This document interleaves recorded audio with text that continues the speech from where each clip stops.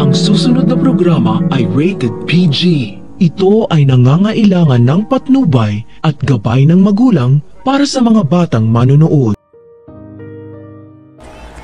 Laking pagtataka ni Annalyn kung bakit ipinascrub out siya ni Doc Carlos sa operating room dahil may ipapagawa pala sa kanya na special case para matest ang kakayahan niya.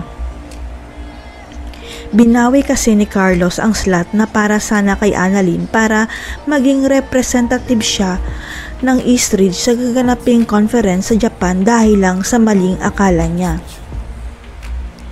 Nalaman kasi ni Carlos na baka lumipat na si Annalyn sa Apex dahil nabawi na ni Doc RJ ang Apex kay Moira kaya dapat lang na bumalik si Annalyn sa ospital ng tatay niya.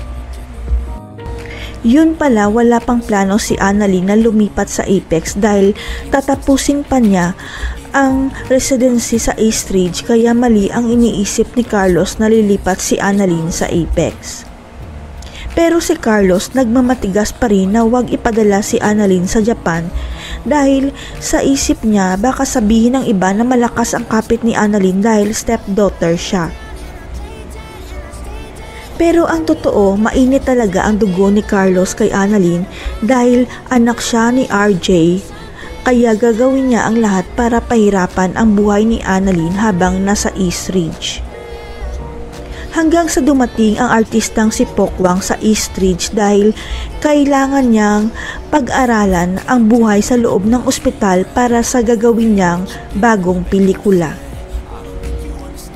Kilala ni Pokwang ang totoong may-ari ng Eastridge kaya piniyagan siya na sa Eastridge niya gagawin ang research niya at si Annalyn ang inatasan na maging partner niya sa study.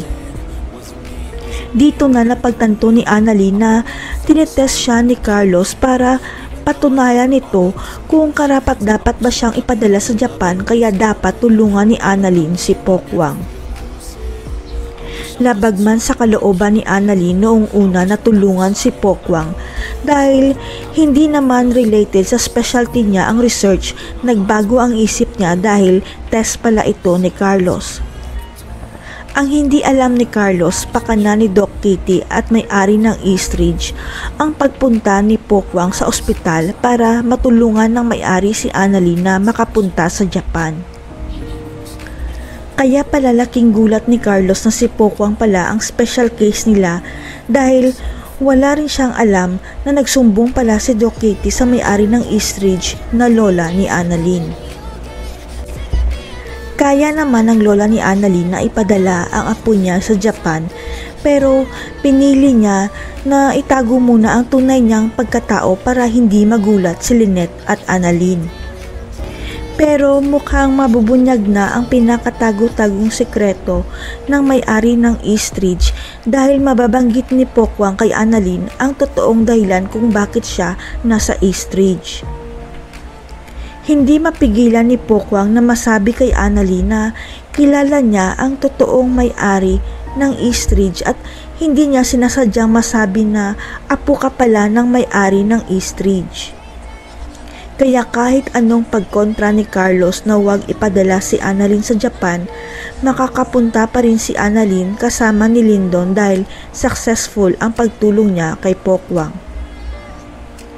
Magpapakilala na kaya kay Annalyn ang totoong may-ari ng Eastridge na lola niya pala?